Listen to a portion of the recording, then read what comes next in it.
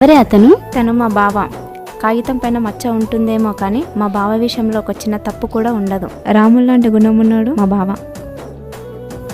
చినుకు కనులు అన్ని నన్ను చిన్నబోయి చూస్తూ ఉండినాయే, తన వెలుగు నువ్వని.